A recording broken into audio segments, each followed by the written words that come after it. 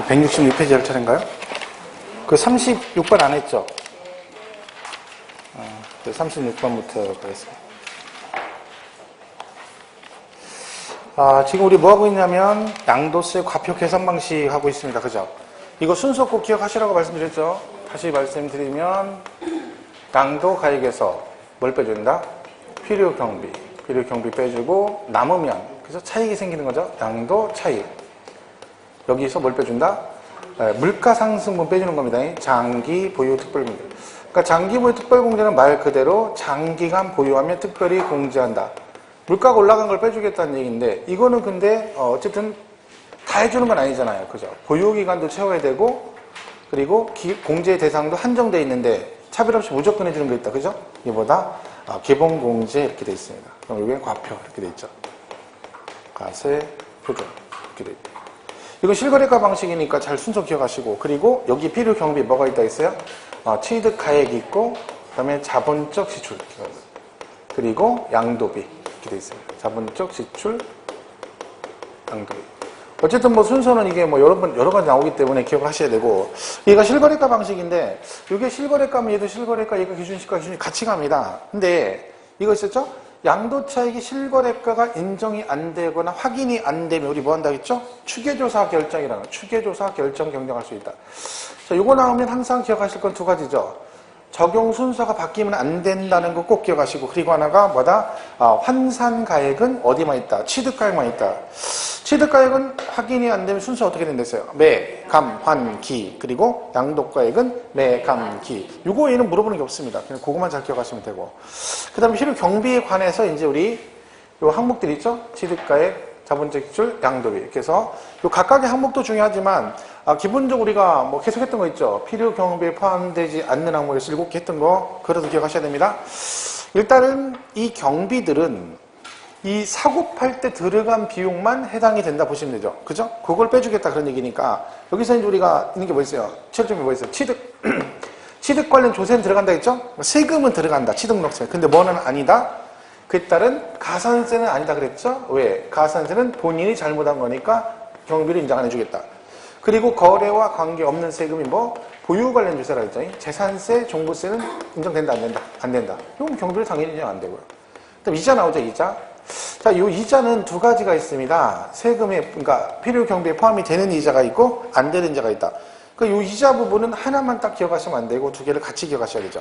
포함이 되는 이자는 뭐다? 처음부터 약정해서 그 이자를 포함하는 조건으로 계약을 하게 되면 그 이자는 포함된다. 할부이자 같은 거라 했죠. 근데 뭐는 연체이자. 대금 지급 지연 등에 따른 연체이자는 본인 잘못이니까 인정이 안 된다. 뭐 이거 같이 기억하시면 되고. 그 다음에 네 번째가 부당행위 계산에 의한 시가초과액 그랬죠? 그러니까 세금 포탈 의도를 가지고 원래 금액보다 높게 신고했으면 초과된 부분은 당연히 경비가 인정이 안 된다. 그 다음에 자본적 지출은 들어가지 부분은 안 된다. 수익적 지출. 현상유지비용이라 했죠? 그러니까 얘는 같은 지출인데 자본적 지출은 자산의 가치를 증가시키는 지출이고 이거는 현상유지비용 안 되고 그 다음에 양도 간접비용 그런다지 간접비용. 그러니까 직접 비용은 들어가지만 간접 비용이 인정 안 된다. 간접 비용은 뭐 접대비 같은 걸 말합니다. 직접 비용 우리가 당연히 직접 관계된 비용이니까 예를 들면 중개사수수료, 법무사수료, 인지대, 증권거래세 뭐 이런 것들이죠. 자 그리고 마지막 하나가 뭐예요? 필요 경비로 보완금에 산입된 금액 그렇죠? 그러니까 얘는 무슨 얘기예요? 이미 공제를 받았다 그런 뜻이니까 산입된 금액은 포함이 안 되는데 이게 어떻게 나올 수 있다 했죠? 이거를 제외한 금액 이렇게 나올 수 있습니다. 그러니까 제외한 금액 그럼 얘는 뭐다? 포함이 된다. 그래야 되죠? 그러니까 잘 기억하셔야 돼요. 7개가 기본적이라고 볼 수 있습니다. 그래서 일단 문제는 36번 문제를 보시면 실제 거래 방식에 의한 양도차익 산정에 있어 취득 가액에 대한 설명 중 틀린 것은 그랬죠? 1번 취득에 관한 쟁송이 있는 자산에 대해서 그 소유권 확보를 위해서 직접 소유된 소송 비용도 취득가액에 포함한다. 이게 무슨 얘기냐면, 그러니까 경매 같은 거 받았을 때 우리가 낙찰되면 그 세입자가 안 나가게 되면 명도 소송 같은 거 걸잖아요. 그죠? 그럼 소송 비용 같은 게 들어가죠. 이것도 취득과 관련돼서 들어간 비용이니까 뭘 인정해주겠다? 경비로 인정을 해주겠다. 그런 뜻이고요. 2번은 부당행위에 의한 시가초과액, 그죠? 부당행위. 세금 포탈 의도를 가졌으니까 그 시가초과 부분 인정이 안 된다. 그랬고, 3번은 당사자 약정에 의한 대금 지급 방법에 따라 취득 원가의 이자 상당액을 가산하여 거래가액을 확정한 경우는 해당 이자 상당액도 취득 원가에 포함된다. 이건 보시면 대충 읽고 하면 안 되고 얘는 포함이 되는 이자죠? 왜요? 약정의 이제 할부이자 같은 거 말한다고 했잖아요. 그죠? 얘는 들어가는 거고. 4번은 양도자산 보유기간 중에 그 자산의 감가상각비로서 부동산 임대소득금액 계산 시 필요경비로 산입된 금액 그러니까 포함하지 않는다. 그러면 되고 5번이 정답이네요. 산입된 것은 취득가액에 포함된다. 그러니까 어떻게 보면 그 필요경비 산입 얘기는 뭐 기본적으로 알고 가야 되는 거죠. 그죠? 자, 이렇게 보시면 됩니다. 이렇게 보시면 되고 그 다음에 넘어가는데 그 38번은 그 정답이 잘못됐어요. 그렇죠? 일단 문제 보겠습니다. 2008년 취득 후 등기한 토지를 2016년 6월 15일 양도한 경우 양도차익 계산에 관한 설명으로 틀린 것은? 그렇죠? 1번. 취득 당시 실제 거래가액을 확인할 수 없을 때 어떻게 한다 했죠? 매감한 기. 답 1번 틀렸죠? 해설은 맞는데 정답이 오타 났습니다. 2번 아니고 1번. 정답 2번으로 있는데 이따 붙이시고 2번 양도와 취득 시 실제 거래가액을 확인할 수 있으면 당연히 뭘로 간다? 실거래가. 왜냐면 기본이 실거래가니까 당연히 가는 것이고요. 3번 취득가액을 실제 거래가액으로 계산하는 경우 자본적 지출에는 필요경비에 포함된다. 그죠? 그러니까 얘네들은 지금 보시면 자본적 지출하고 양도비는 얘를 뭘 적용할 때? 실거래가 적용할 때 들어가는 겁니다. 우리 이런 규정이 있죠. 만약에 취득가액이 실거래가 확인이 안 돼서 뭘 하게 되면 추계조사 결정 경정을 하게 되다. 추계조사 결정 경정. 그러니까 매감한기로 가는 거죠. 이런 경우는 얘 대신 뭘로 간다? 필요경비 계산공제라는 겁니다. 필요경비 계산공제. 그죠? 이렇게 하면 되겠죠. 네? 그러니까 우리 이거 뭐 경비 여기까지 세부적인 몰라더라도 기본 내용은 알고 가야 됩니다. 얘를 추계조사 결정 경정하게 되면 자본적 지출과 양도비 대신 뭘 적용한다? 필요경비 계산공제를 적용할 수 있다. 이렇게 되는 거죠. 그러니까 3번은 취득 그런 얘기고 4번 취득가액을 매매사례가액으로 계산하는 경우 취득 당시 개별 공시지가의 100분의 3을 곱한 금액이 필요경비에 포함된다. 이게 무슨 얘기냐면 뭐 비율까지는 알 건 없는데 이거 말하는 겁니다. 그죠? 지금 얘가 뭘로 간대요? 매매사례가액으로 간대요. 매매사례가액. 그 매매사례가액은 뭐예요? 추계조사 결정하는 거죠? 그러면 추계조사 했던 얘기잖아. 그럼 뭐 한다? 이인에 대신 뭘로 간다? 필요경비 계산공제. 이 비율이 법으로 정해져 있거든요. 근데 보통 얘가 문제가 가끔 나옵니다. 최근에 나온 적이 있고. 근데 어차피 계산 문제였기 때문에 풀 수는 없는데 이 비율이 나오면 보통 3%가 나옵니다. 왜? 부동산을 내거든요. 문제를 무조건. 토지 아니면 건물 내잖아요. 그럼 얘가 믿은 게 아닌 상태는 무조건 몇 프로? 3%를 공제해요. 3%를 경비로 인정해준다. 그럼 이게 3%인데 어떤 금액의 3%냐면 기준시가의 3%입니다. 기준시가. 왜냐면 실거래가 확인이 안 되는 거잖아요. 지금 그죠? 그러니까 뭘로? 실거래가는 할 수 없죠. 그러니까 뭘로? 기준시가. 이건 딱 정해져 있는 거잖아요. 보세요. 매, 감, 환, 기 이렇게 가잖아요. 그러면 매, 감, 환, 기는 매매사례, 감정, 환산은 이게 확실히 있다는 보장이 없죠. 근데 확실히 정해져 있는 건 뭐야? 기준시가는 있죠. 그러니까 이 금액의 3%를 이렇게 계산하는 거예요. 그럼 이 기준시가는요. 양도 당시 기준시가겠어요? 취득 당시 기준시가일까요? 취득 당시겠죠. 왜냐면 양도 당시 말이 안 되잖아요. 왜? 지금 얘가 뭐가 안 돼서 실거래가 확인이 안 돼서 이걸로 가기 때문에 이거 대신에 이걸로 가는 거니까 당연히 얘는 뭐다? 취득 당시 기준시가 3%를 간다 그런 얘기입니다. 그 다음에 3번 양도가액을 기준시가에 따르면 취득가액도 받는다. 기준시가에 따른다. 그러니까 동일 방식을 적용하도록 돼 있다. 그런 원칙적으로. 왜냐면 양도가액은 실거래가하고 무조건 얘는 기준시가로 가라 그러면 세금으로 주고라는 얘기잖아요. 그죠? 원칙적으로 얘가 실거래가면 실거래가, 기준시가면 기준시가. 동일 방식 적용하는 걸 원칙으로 한다. 정답이 2번으로 있으면 그죠? 해설은 맞는데 그죠? 못하났어요. 1번으로 붙여주세요. 자, 그리고 또 뭐가 있습니다. 경비도 비슷비슷합니다. 이 문제 내가. 그죠? 40번. 한번 실제 거래가에서 양도차익 계산하는 경우 양도가액에서 필요 경비로 공제되는 실제 취득가액에 대한 설명이다. 옳지 않은 것은 1번 특수관계 있는 자로부터 시가보다 높은 가격으로 자산을 매입하여 양도한 경우로서 조세 부담을 부당하게 감소시킨 거로 인정되는 때는 시가초과액은 취득가액에서 제외한다. 그러니까 얘가 어쨌든 간에 특수관계자의 거래를 통해서 원래 금액보다 높은 금액으로 매입했다는 얘기죠. 그래서 걔가 뭘 했다? 세금 부담을 부당하게 감소시켰다. 그럼 세금 부당행위 계산 부인 규정에 해당되는 거죠. 그럼 뭐 한다? 그 시가초과액은 당연히 취득가액에서 제외한다. 즉 뭐요? 공제를 안 해주겠다. 그런 얘기죠. 2번 매입원가, 매입가액, 건설원가, 취득록세 및 기타 부대 비용을 가산한 금액을 취득가액으로 한다. 매입원가나 건설원가에다가 세금 같은 거 기타 부용 포함하면 되죠. 취득록세는 당연히 들어가는 거고. 3번은요. 특수관계 있는 자의 거래에 있어서 토지 등을 시가에 미달하게 양도함으로써 조세 부담을 부당히 감소시키면 인정되면 그 취득가액 또는 양도가액을 시가에 계산한다.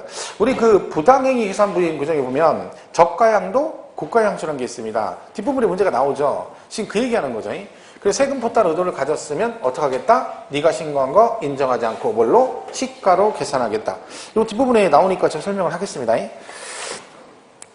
그 다음에 4번 취득가액을 환산가액으로 하는 경우로서 환산가액과 필요경비 계산공제의 합계액이 실제 발생한 자본적 지출액과 양도비용 합계액보다 적은 경우에는 실제 발생한 자본적 지출액과 양도비용 합계액을 필요경비로 할 수 있다. 이게 이제 뭐냐면 이게 시험에 그러니까 작년 말고 그 전년도에 계산 문제 이게 나왔었죠.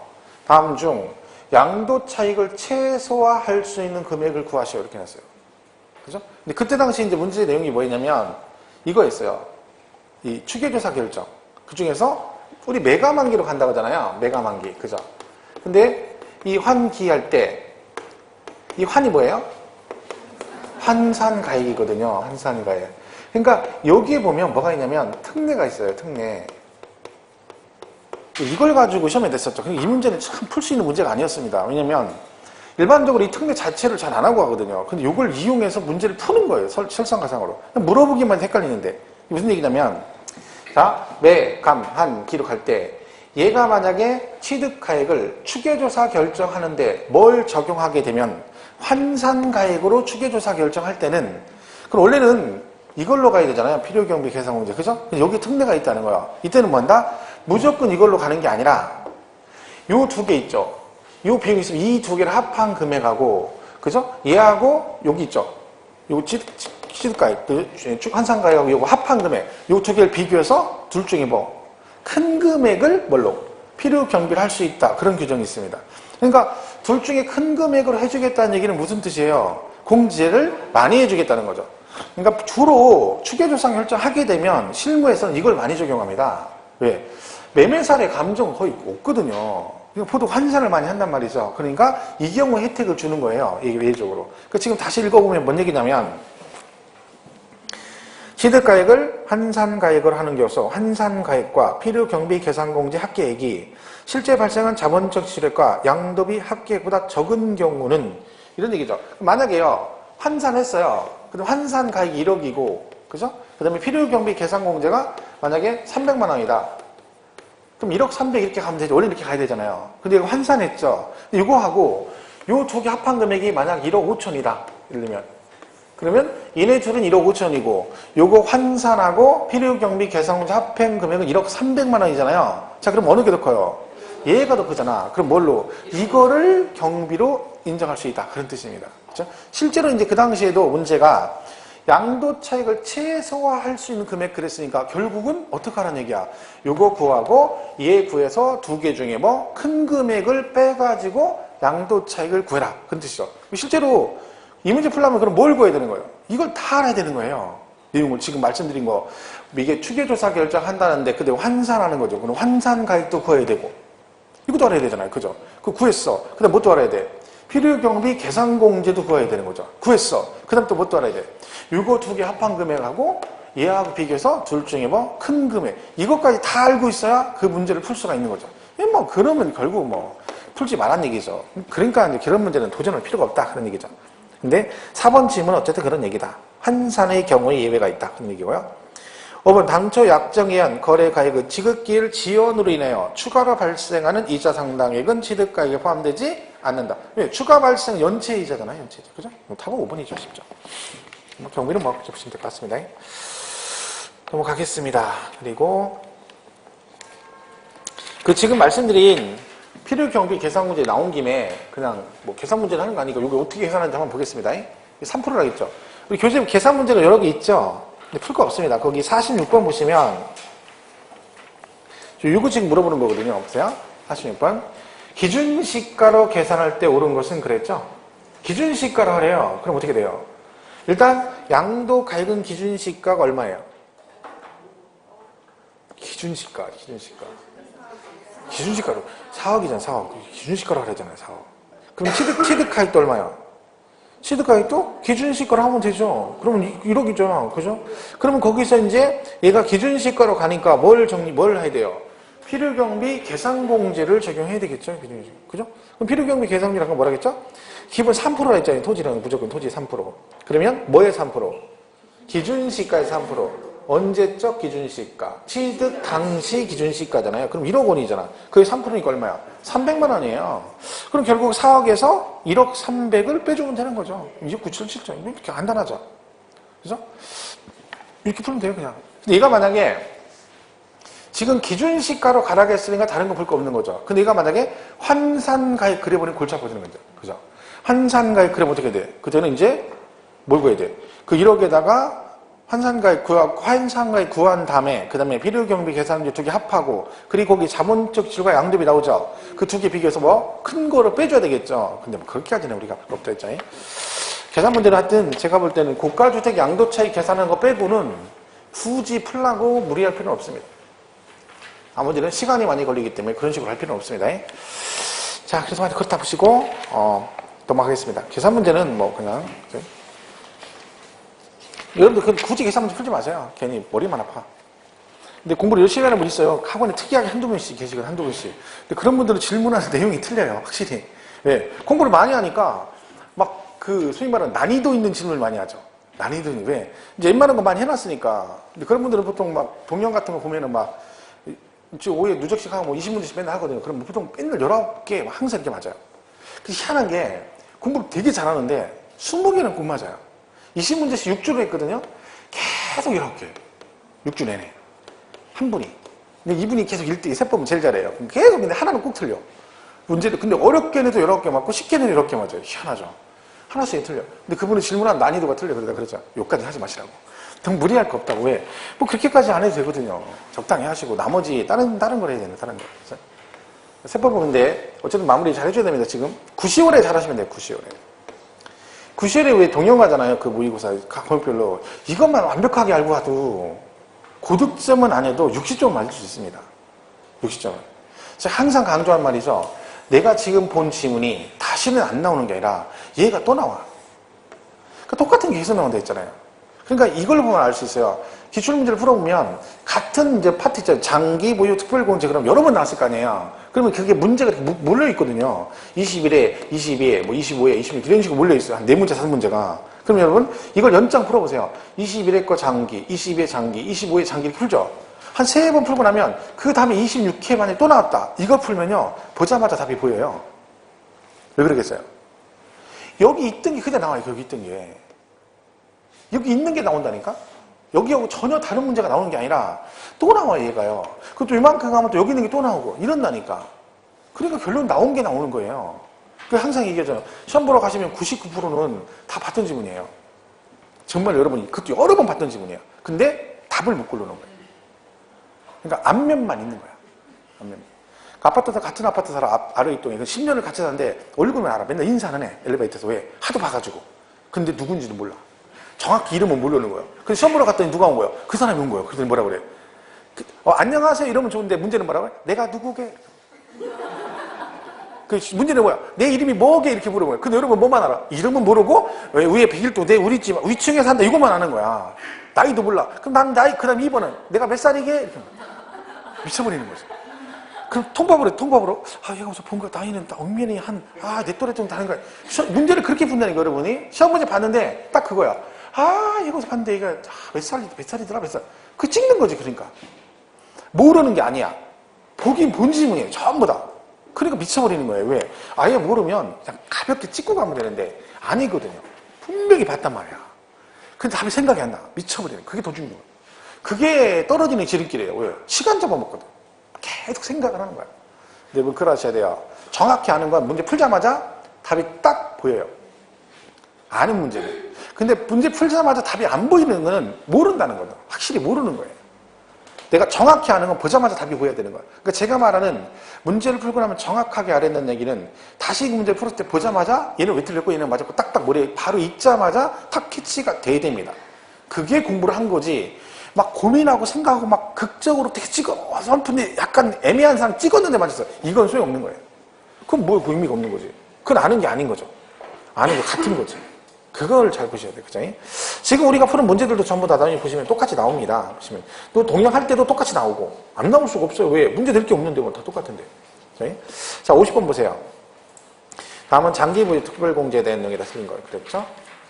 1번은 뭐 좋은 얘기고요. 하여튼 세법은 뭘 재고하고 뭘 하고 이상한 그런 얘기 나오면 좋은 얘기예요. 효능같이 이루고 이런 것들은 해석할 필요도 없어요. 우리는. 그죠? 2번. 장기부의 특별공제는 토지와 건물, 조합원, 입주권으로서 보유기간이 3년 이상인 것에 대해서 적용한다. 맞죠? 다만 미등기의 경우는 적용하지 아니한다. 일단 우리가 장기 보유가 나오면 다른 얘기지만 장기 일단 보유한다 했죠? 자, 그럼 보유기간을 채워야 된다. 얘가 몇 년이라고 했어요? 3년 이상. 그죠? 그리고 그 다음에 특별공제라고 했으니까 특별공제 뜻은 뭐다? 다 해주는 게 아니라 누군 해주고 누군 안 해주고 대상이 한정돼 있다 그랬죠. 이때 대상이 뭐라고 했어요? 토지, 그 다음에 건물, 그리고요 조합원, 입주권. 조합원, 입주권 여기 조합원, 입주권. 자, 근데 안 되는 게 있어. 뭘 안 돼요? 미등기. 조심할 건 올해부터 비사업용 토지는 장기보유 받을 수 있다. 이건 꼭 기억하셔야 되고. 개정사항이니까 무조건 기억을 해야 됩니다. 그리고 입주권 있죠, 입주권. 얘가 만약에, 근데 장기보유가 최근에 계속 얘가 나왔거든요, 시험에요. 근데 기본공제는 안 나온 지가 좀 됐어요. 그러니까 얘는 이제 그만 나올 때 됐어요. 크게 중요한 것들은 계속 나오죠. 근데 개정사항이 있으니까 걔는 기억해야 돼. 비사업용 토지는 무조건 기억을 해야 됩니다. 그럼 입주권을 좀 조심해야 돼. 입주권 확실하게. 이게 입주권이 뭐라겠어요? 재개발, 재건축, 조합원, 입주권을 말한다 그랬죠. 이거 나오면 이런 얘기를 했잖아요. 이렇게 값이 이게 뭐가 들어가면 재개발이나 재건축이 들어가게 되면 얘들이 무엇을 설립한다? 조합을 설립한다 그랬죠. 조합 설립해서 얘가 재건축에 동의하면 얘는 뭐가 된다? 이 조합의 조합원이다. 이런 얘기를 했잖아요. 그럼 이 상태에서 얘가 사업을 시행한다. 그래서 뭐가요? 자, 뭐가 떨어지고 나면 건물 철거한다 했죠? 정비법에 관리 처분계 인가 이렇게 되어 있는 거죠. 그죠? 그럼 철거했습니다. 그러면 걔는 뭐가 된다? 조합원인 갑에게 조합원 뭘 준다? 나중에 재개 완공되면 거기에 다시 입주할 수 있는 권리를 준다. 이걸 뭐라고 한다? 조합원 입주권. 그랬죠. 자, 지금 얘는 이걸 팔면 그런 얘기죠. 그럼 뭘 해주겠다는 거예요? 장기보유, 특별공제. 자, 근데 문제는 보유기간이라겠죠? 왜? 장기보유는 보유기간에 따라 공제율이 다르기 때문에 여기까지 얘가 5년 보유하고 입주권 상태 1년 보유했다. 입주권 상태 1년. 자, 이러면 얘는 보유기간이 몇 년이다? 네? 장기보유 특별공제는 몇 년치 준다고요? 어디까지 준다고? 몇 년? 5년. 5년. 여기까지만 해줘요. 여기는 안 해주고. 그러니까 이게 만약 얘가 나오잖아요. 그럼 얘는 무조건 어디까지야? 관리처분계획인가? 여기까지. 왜냐면 이거는 입주권은 부동산이 아니죠. 그죠? 얘는 부동산을 취득할 수 있는 권리죠. 그러니까 얘는 원래 안 되는 거예요. 왜? 장기는 원래 부동산만 해줘요. 근데 얘는 왜 해주는 거야? 얘가 입주권 되기 전에 뭐였어? 부동산이었잖아, 여기서. 그러니까 얘가 이걸 팔고 입주권 산 게 아니라 이거 인가 그러니까 철거하기 전까지는 부동산 상태였잖아요. 그럼 만약 얘가요, 여기서 만약에 철거되기 전에 이걸 팔아버렸으면 이만큼은 장기보유를 받았었겠죠. 그러니까 이게 전환돼서 이걸 팔더라도 얘도 해주는 게 맞다는 거야. 근데 여기는 안 해주는 거죠. 왜? 여기는 부동산이 아니고 부동산을 취득해서 걸리니까 여기는 안 되는 거야. 그러니까 어디까지만 관리처분계 인가 여기까지만 해주겠다 그런 얘기죠. 그러니까 보유기간도 여기까지 따지고 그럼 얘가요 양도차익에 공제하는 거죠. 그럼 양도차익도 어디까지만 거해야 돼? 입주권은 관리처분계. 그러니까 무조건 얘 나오면 여기까지예요. 양도차익도 관리처분계 인가를 여기까지 구하고 보유기간도 어디까지? 관리처분계 인가까지만 계산한다. 그죠? 이렇게 보시면 되죠. 그럼 얘가 갑이면 이렇게 지금 팔았다는 얘기잖아요. 그죠? 그럼 얘는 되죠? 얘는 장기보유 된다 안 된다? 안 된다. 왜? 조합원으로부터 취득한 것은 제외. 왜? 얘는 승계 취득한 거잖아. 얘는 그리고 부동산을 보유한 바가 없죠. 얘는 안 돼. 항상 입주권 나오면 가로치고 뭐라고 나와요? 조합원으로부터 취득한 것은 제외라고 나오죠. 그게 이거 얘기하는 거야. 그죠? 그러면 참고로 이 입주권을 팔면 얘는 양도세 비과세를 받을 수 있을까요? 없을까요? 비과세 받을 수 있는 경우도 있을까요? 없을까요? 비과세. 입주권 팔면. 자, 비과세를 받으려면 1세대 1주택이어야 되죠. 그죠? 얘는 근데 부동산이 아니잖아요. 그럼 얘는 비과세 받을 수 있습니다. 그럼 비과세권 충족을 언제까지 해야 될까요? 비과세권 충족 언제까지 해야 돼? 아, 입주권 아까 똑같아 했잖아. 어디? 관리시험인가요? 그치? 얘가 만약에요. 여러분이 1세대 1주택 2년 보였어요. 그럼 비과세 받죠? 근데 얘가 뭘로 바뀌었어? 입주권으로 바뀌었어. 그 나는 이때 팔았으면 뭘 받았어?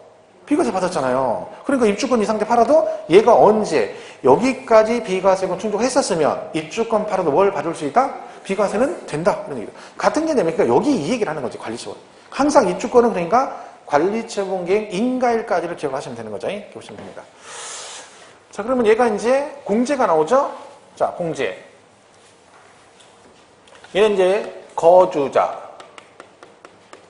비거주자 다 공제된다 그랬죠? 다 적용이 된다. 네.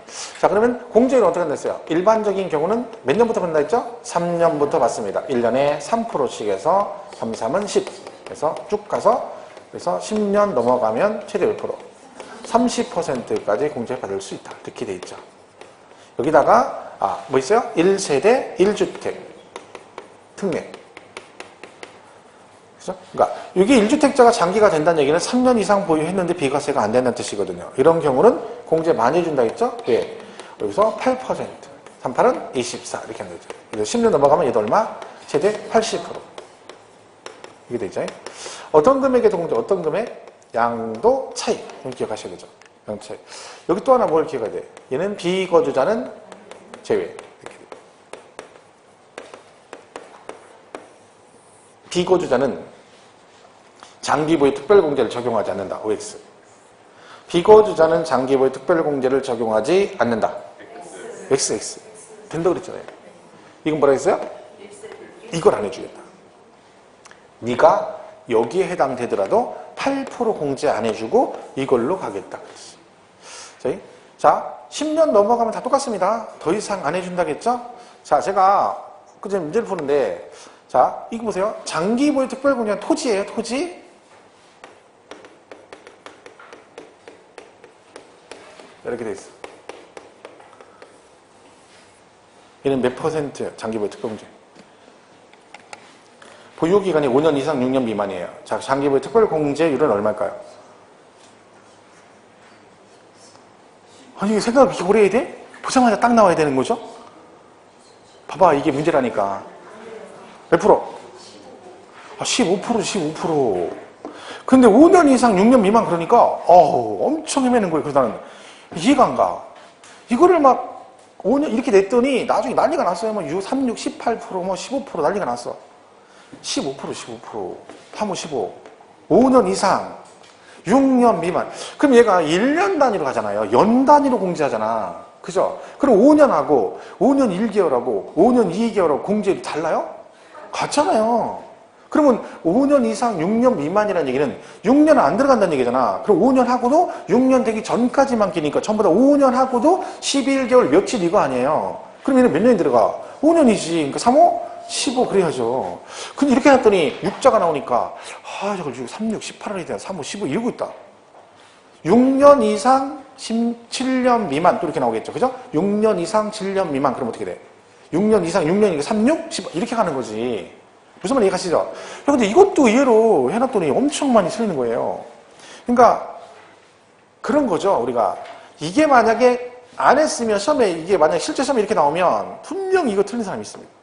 5년 이상 6년 미만이 그러면 분명히 3, 6, 18 하는 사람이 있다니까. 다 외웠는데 틀리는 거예요. 이런 게 이제 우리가 하나하나 조심을 해야 됩니다. 자, 그래서 장기보유 특별공제 얘기입니다. 그래서 거기 50번 다시 보시면 2번에 거기 있죠? 토지건물 조합원 입주권으로서 보유기간이 3년 이상인 것에 대해서 적용한다. 다만 미등기는 적용하지 아니한다. 맞고 3번 1세대 1주택으로 3년 이상 부유한 경우도 비과세 대상에서 제외되는 고가주택의 경우는 몇 프로? 매년 8% 공제받을 수 있습니다. 그러니까 이 1주택 특례가 고가주택만 해당되는 건 아니에요. 1주택 특례 있거든요, 여러 개. 근데 대표 주자가 누구다? 고가주택이 주로 많이 나오니까 그거 잘 보시면 되고.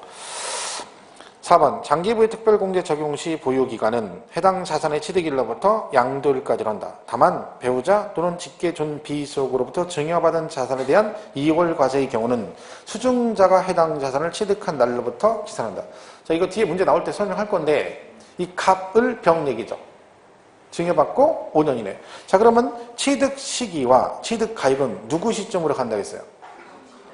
갑이 누구요? 증여자의 수증자야. 증여자.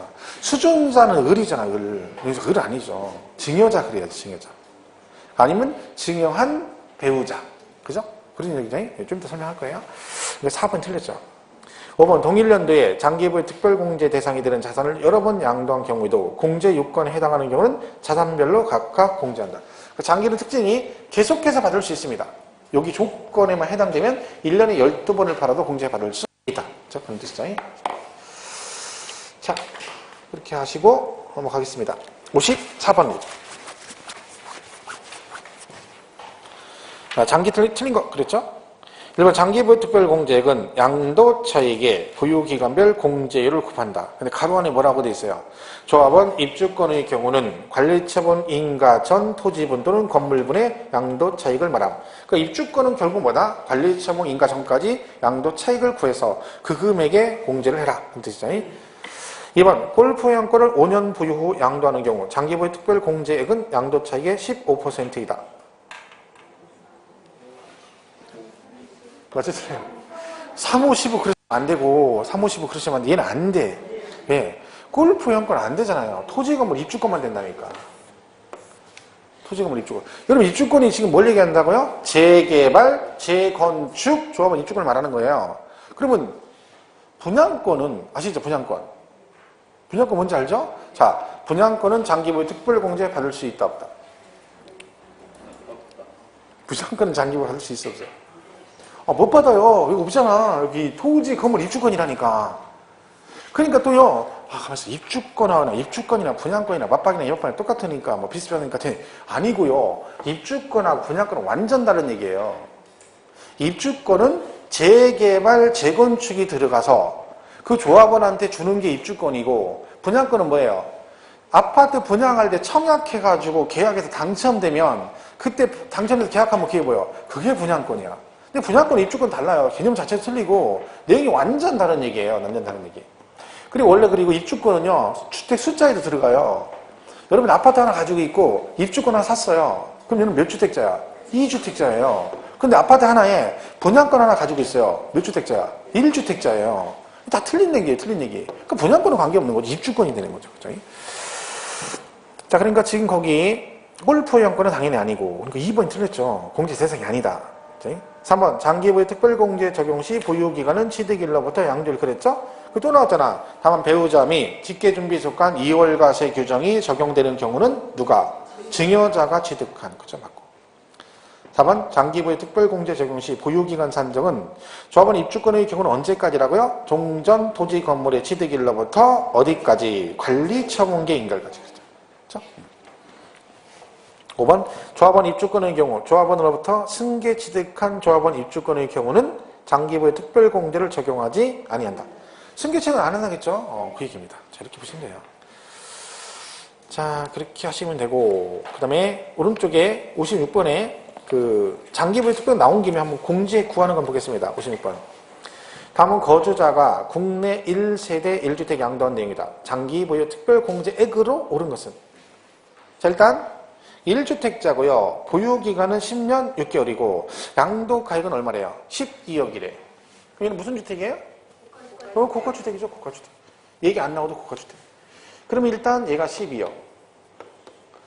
경비는 얼마래요? 4억. 4억 빼주면 되죠.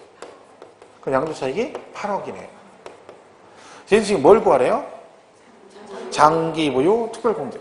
자, 일단 여기서 그러면 양도차익을 구해보면 어떻게 구하나요? 양도차익을 구해보면. 여기다 어떻게 한다 했죠? 몇 분의 몇 해준다 했어? 양도 차이 구하라. 양도 차이. 장기부위가 아니라. 제가 뭐라 그랬어? 계산 문제는 고가주택 양도 차이 나면 그나마 걔는 계산 문제 한번 도전해보라 했더니 도전은 관두고 지금 하는 거 보니까 도전은 관두고 일찌감치 포기하셔야 되겠구만. 지금 뭔 얘기인지 모르고 있구만. 아니 고가주택의 양도 일반 양도 차익이 8억이에요. 그럼 고가주택의 양도 차익이 어떻게 한다 했어? 양도 가액이 12억이니까 그 중에 얼마까지? 9억까지 비과세주고 세금 내는 건 12억 중에 3억. 이 얘기 아니야 이거. 그 4분의 1. 그죠? 얘기잖아요. 그럼 얼마야? 4분의 1이면. 이건 이게 이거. 이게 고가주택의 양도 차익. 그죠? 자 근데 장기부요 특별공제 구하라잖아요. 몇 년 보였어요? 10년 6개월. 그럼 몇 프로야? 80%. 그죠? 그럼 80% 하면 되죠? 그러면 자 보세요.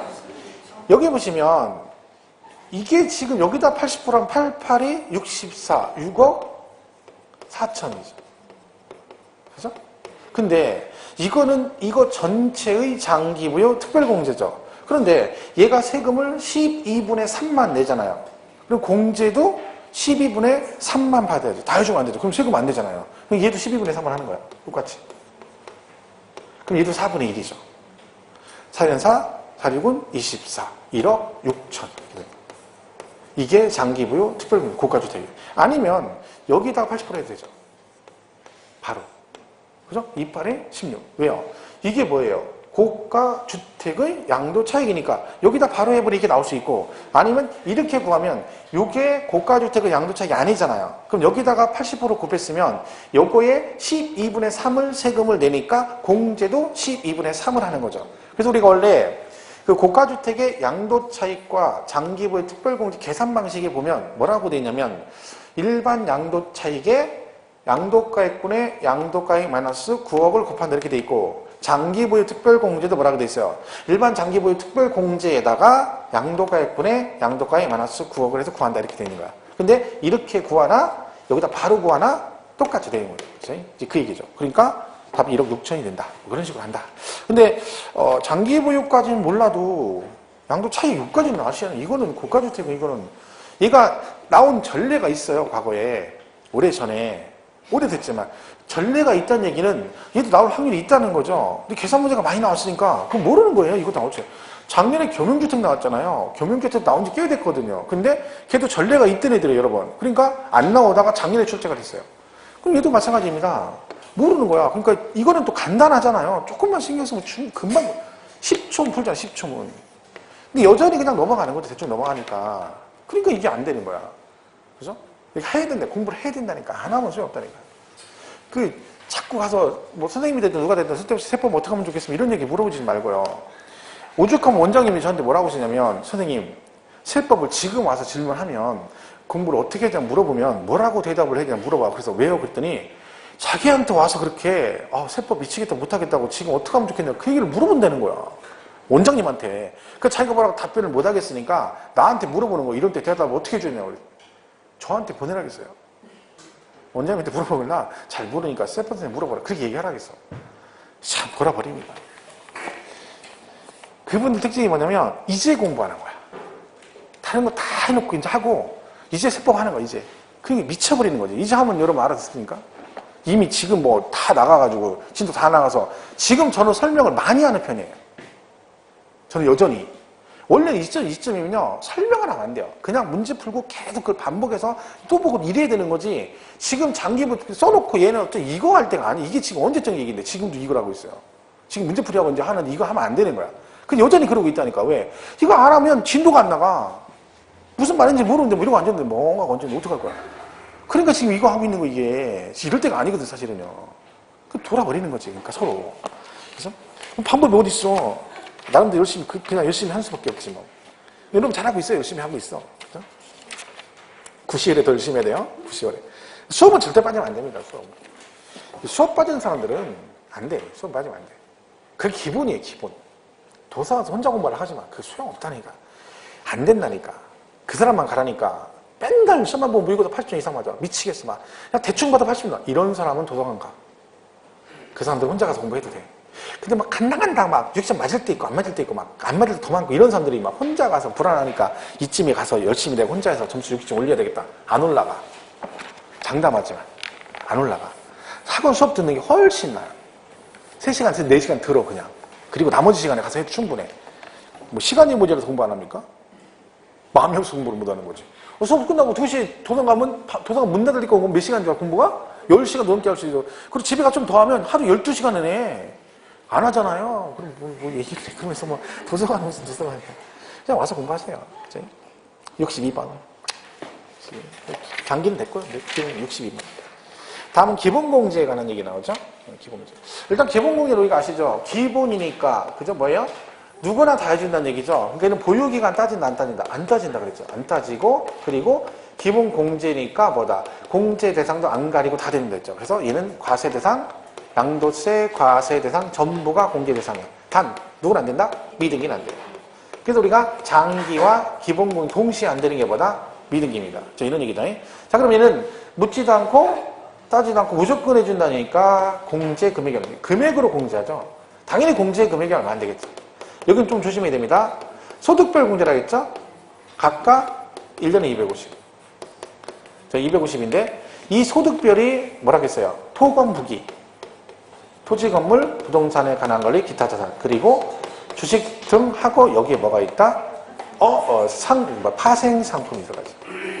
이렇게 보면 됐죠? 이렇게 되고, 이렇게 되고, 이렇게 되는 거야.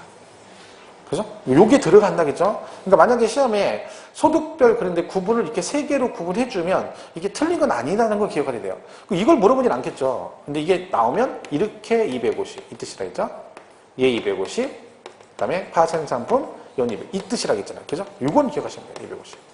이렇게 해서 3개의 그룹으로 나눠진다. 소득별 공인이 이렇다. 얘도 거주자, 비거주자 다 받을 수 있습니다. 거주자, 비거주자 이렇게 돼 있어요. 이렇게 되는 거죠.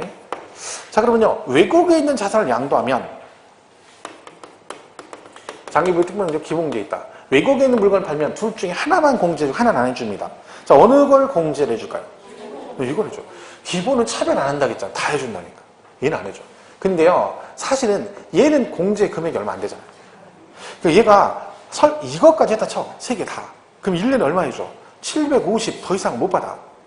얘는 근데 한 방에 몇 천이 될 수 있어요. 그럼 얘는 안 해줘요. 뭐만 해줘? 기본 공제만 받을 수 있습니다. 이제. 자, 그럼 62번 문제 보시면 뭐 틀린 거 그랬는데 1번 양도소득 기본공제는 보유기간이 3년 이상인 등기된 자산에 한하여 적용된다. 땡. 틀렸죠? 3년 아니고 1번 틀렸죠. 2번 미등기 양도 자산에 대해서는 원칙적으로 양도소득 기본공제를 적용하지 않고 그리고 3번 소득별로 각각 연 250. 그죠? 4번 1주택 비과세 대상에서 제외되는 고가주택의 경우도 기본공제가 적용된다. 얘는 무조건 됩니다. B3년 따질 것 없이 못 빼고 미등기 빼고 무조건 다 된다. 그죠? 5번 비거주자가 국내 소재 부동산을 양도한 경우에는 거주자의 부동산 양도에 따른 규정을 준용한다. 따라서 비거주자의 양도소득에 대한 장기부의 특별공제 및 기본공제를 적용한다. 그러니까 거주자, 비거주자 다 된다는 얘기죠, 결국은. 그죠? 그러니까 비거주자도 장기 보유되고, 뭣도 되고, 기본공제 다 받을 수 있다. 그런 얘기입니다, 결론은. 그래서 답은 너무 쉽죠? 자, 거기까지 하나 더 풀겠습니다. 68번에 가면 그 2개 비교하는 문제가 나와요. 기본적인 문제 낼 게 없어요, 결국. 그죠? 근데 가끔 시험에 68번 문제처럼 2개 뭐 하는 문제가 나? 비교하는 문제가 언급이 될 수도 있습니다. 제가 틀린 거. 1번 장기부의 특별공제는 토지, 건물, 조합원 입주권에 대해서 그 보유기간이 3년 이상인 것에 대해서 적용한다. 맞죠? 2번 장기를 적용할 때 보유기간은 취득일로부터 양도일이고 3번 이의 보유기간 계산 시 배우자 직연 이거 엄청 나오죠? 얘네들은 그러니까 나오면 내용은 몰라도 여기까지 나오면 얘가 맞았는지 틀린지 기억을 해야 되는 거죠. 증여자가 그죠? 해당 자산을 취득한 날로부터 계산한다. 4번 기본공제는 자산의 종류를 불문하고 보유기간과도 관계없고 5번 양도소득이 있는 거주자에 대해서는 자산별로 해당 연도 양도소득 금액에서 연 250만 원을 공제한다. 네, 자산별 아니고 소득별 공제입니다. 자산별 공제는 누구 얘기하는 거예요? 장기부요 특별공제 얘기고 얘는 소득별 공제 그래야 됩니다. 이 소득별 공제 뜻이 이 말인데 여러분 여기 있죠 이거 토건북 연 250 이게 무슨 뜻입니까? 이 토지, 건물, 부동산에 관한 권리, 기타 산 이게 따로따로 250이라는 얘기야? 전체 4개 묶어서 250이라는 얘기야? 네? 이 토건부기가 토지 250, 건물 250, 부동산에 관한 250, 기타 250 이 뜻이에요? 아니면 4개 다 묶어서 1년에 250 그 뜻이에요? 4개 다 묶어서 1년에 토탈 250이라는 뜻이에요. 근데 어제 엊그제 저한테 질문하신 분이 갑자기 설명하는데 바꾸다가 이게 따로따로 250인 줄 알고 있는 거야, 아직까지도. 아니죠. 이게 묶어서 250이에요. 소득비리 그 뜻이죠. 그러니까 이런 얘기잖아요. 1월 달에 토지 팔고 2월에 건물 또 팔 수도 있잖아요. 그럼 토지 팔았을 때 얘가 만약에 어떻게 250 공제를 받았으면 얘는 안 되는 거예요. 왜? 1년에 250이니까 이미 다 받아버린 거죠. 근데 얘가 근데 200을 받았다. 그럼 얘는 50을 받을 수 있다는 거지. 이해가시죠? 3월 달에 주식 팔면 얘는 250 되는 거죠. 4월에 파산성 받았다? 얘도 250. 이 뜻이에요. 하지만 얘는 그 해는 안 되는 거죠. 왜? 1년 단위로 간다는 뜻이죠. 그 얘기입니다. 잠시. 자, 가자고 잠깐 쉬었다 가겠습니다.